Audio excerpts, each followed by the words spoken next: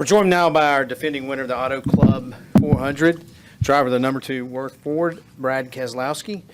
Brad, you started the West Coast swing with a win at Vegas. I suspect you would be pretty interested in finishing the West Coast swing with Yes. a defending win here. That would, by the way, make you just the 3rd driver to have consecutive wins here at Auto Club. Tell us a little bit about your qualifying effort and what you expect on Sunday. Yeah, we had a great first round, but I think as you saw, some cars were able to keep their speed, and we seemed to kind of fall off a little bit. So we'll kind of work on that and look at it. But, this is always an interesting race because it seems like you have cars that are good on long runs and cars that are good on short runs. And the last few years, it's come down to short runs, and it kind of appears that it's the case this weekend as it was last year when we won, where we have really good short run speed and maybe a little bit more fall off than what we like. So, ideally, we'll try to get both out of our car. Hopefully, that'll be the case with tomorrow's practice sessions and more of a race trim. So I guess we'll kind of see. Jury's still out, but all in all, looking forward to racing here in Southern California at Fontana. This track is one that I enjoy. I think it's some of the best racing, if not the best racing of the year, and would be very nice to take home another surfboard. Those are one of the coolest trophies. I don't know if anyone who's here from the track, but I really appreciate tracks with cool trophies, so style points and so forth. Thank you very much. All right, we'll open it up now to questions for Brad. If you just raise your hand, we'll get a microphone to you. We'll start back in the back with Louis Frank, then Jerry, then Chris. Louis Frank of Reuters. Earlier, Carl said the new low downforce setup has been a lot of fun. He had to translate fun for Wolfgang because I don't think it's in the German language. But are you enjoying the racing this year? Obviously, a win makes you enjoy racing, but sure. Are you Yep. enjoying racing this year with this package? Yeah, I think it's definitely an improvement from last year and even to some extent the year before. And it's showcasing some pretty strong results on the racetrack. Like anything else, it can always be better.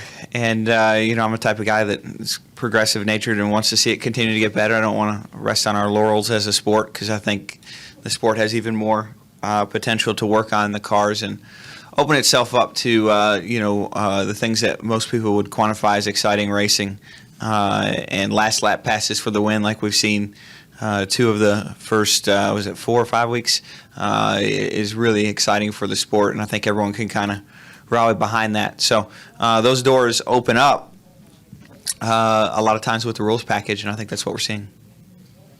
We'll go to Jerry. Jerry Jordan, Performance Racing Network and Kicking the Tires. Real quick, 2 questions. Basically, how would you rate your season to this point with 4 races in? And also, do you feel like any one team has an advantage so far, has figured out this new package better than the others? Yeah, I don't know if I would say anyone's really figured out this new package better than the others, but I think we're, of course, very pleased to have a win so early in the season. That doesn't mean we're satisfied and we don't want to win anymore, I can promise you that.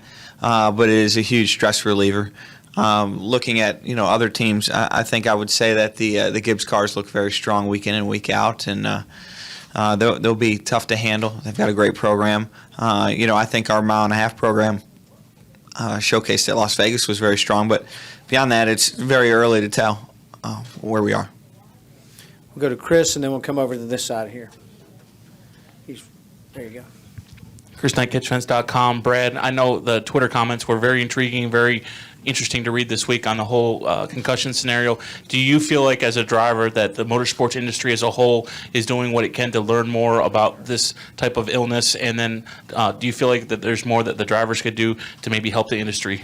Oh, yeah, well, I get, a lot of flack on that whole topic because I have an opinion, and apparently unless you have an MD behind your name, you're not allowed to have an opinion on that topic. It's a lot of people's thoughts, but I don't feel that way. I think it directly affects me. It directly affects a lot of other people in the sport, and it's a very, very complicated topic.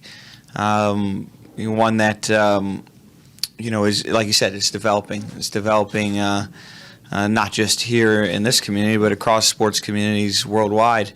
I was really disappointed to, hear about the things that happened last week with my IndyCar teammate, Will Power. I think that's maybe the definition of worst case scenario, and shows that there's a lot of work to be done. As to how to get there, there's a lot of ideas. I have a few of them, but I don't know if they really fit in this context. I'm probably going to save those for a little while, but it's certainly something that I think the whole industry can rally behind as being a focal point for the future of not just our sport, but all of sports. Okay, right here. Okay, Presto Cars in Competition. Brad, I noticed a lot of vibrations bouncing more so than ever at this track. Is that due to the low downforce and the combination of the older track surface? Well, I think the older track surface, there's some really big bumps down the middle of the backstretch and a little bit in both corners, the bottom of 1 and 2 and the bottom of 3 and 4. And these cars, of course, having less downforce, they don't stick into the springs as much. So I'm sure that there's the possibility that could be allowing them to be more visibly bouncing. But inside the car, it feels very similar. If you could feel it inside the car. Yeah, it feels very similar to last year. Of course, you had a very close hair-raising finish here last year. You're looking forward to that again this year? Yeah, well, I think you're going to see, that short run, long run balance. Guys that are good on the short run here will have a huge advantage if there's a yellow at the end. And there's a pretty big discrepancy between what it takes to run good here on the short run and the long run. I think it was 2 years ago where the 24 car was heads and tails the best car in the long run, but didn't have any short run speed, and he ended up with a green-white checkered finish in 15th to 20th. So that shows how you can get ate up really quick if you don't have that short run speed at the end. And I think a lot of what's going to dictate who's going to win the race is going to be exactly how the yellows fall. We're going to go here, then to Wolfgang. Louis Brewster with the Daily Bulletin. Hey, about the surfboard, have you used it? And where would It's you only use it? half a surfboard. Yeah, I don't know if you noticed that. No, it's definitely Oh, not they didn't give usable. you the full one? No, if there was one, I didn't get it. I know at one time you were supposed to get a lobster for winning loud, and I never got that one either. So I don't. Oh, so you just got half the surfboard. Yeah, it looks like a shark ate it. Yeah, so it's not something you can use. And where would you go surfing? I don't Lake know. Michigan? Yeah, no. You don't have to pick one spot. I mean, I could probably do it in my backyard and bust my butt and make a video, be really popular. But where would I go surfing? Where? I have no idea where that. Oh, Wilmington. Yeah, that'd be good. Roger would like that. We'll go to Wolfgang. Brad, I have a business question for you. I'm still impressed that you have a German sponsor. Do you have in your team, in your car, any Word products? Do we use any Worth product? Yeah. Yes, of course we do. Am I supposed to name it? I know what the most popular product is in the shop, and that's not really a product. It's a vending machine. They make these vending machines for, I guess consumables that we use on the car. And, it used to be when you wanted to get a part to work on the car, you had to go to the parts counter or you had to go to a parts store and buy it. And then somebody from accounting would walk in and hassle you about it. I got this great story about that because when I first went to drive for a team that I will leave unnamed, they had a lot of trouble with wrecking a lot of cars with their previous driver. And I don't know if you noticed that, but wrecking race cars is really, really expensive. So this team had wrecked a lot of race cars, and I came in and was getting ready, and we're just starting up, and things are good. And one day I'm in the general manager's office, and he's mad. I don't know, well, what's wrong? He said, well, I just got in a fight with accounting. I said, well, what over?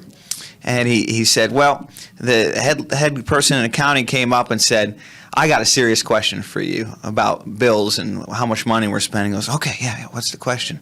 She goes, well, I see here on these receipts every week the hauler driver is buying a brand new jar of mayonnaise, and I want to know why.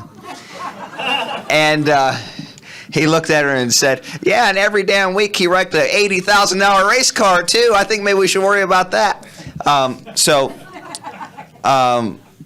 It's easy to get caught up in those. So Worth makes these vending machines so the guys can come up to the vending machines and get something and check it out with their card, and they don't have to get yelled at by accounting, and that's the most popular product by far. Yeah, so that's my story. Brad, thanks a lot. We appreciate it. Good luck this All right. weekend. Thanks, guys.